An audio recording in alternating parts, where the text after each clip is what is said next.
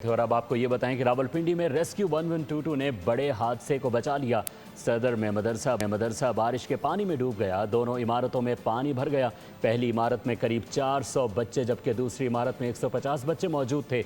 150 बच्चों को बाहिफाजत पहली इमारत में मुंतकिल कर दिया गया। वाक़े में किसी नुकसान की इत्तला नहीं मिली। और अब आपको ये बताएं कि रावलपिंडी में रेस्क्यू 1122 ने बड़े हादसे को बचा लिया। सदर में मदरसा बारिश के पानी में डूब गया। दोनों इमारतों में पानी भर गया।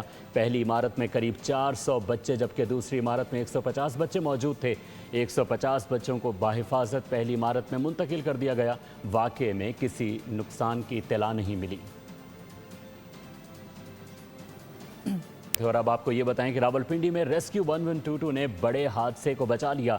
सदर में मदरसा बारिश के पानी में डूब गया। दोनों इमारतों में पानी भर गया। पहली इमारत में करीब 400 बच्चे जबकि दूसरी इमारत में 150 बच्चे मौजूद थे। 150 बच्चों को बाहिफाजत पहली इमारत में मुंतकिल कर दिया गया। वाक़े में किसी नुकसान की इत्तला नहीं मिली।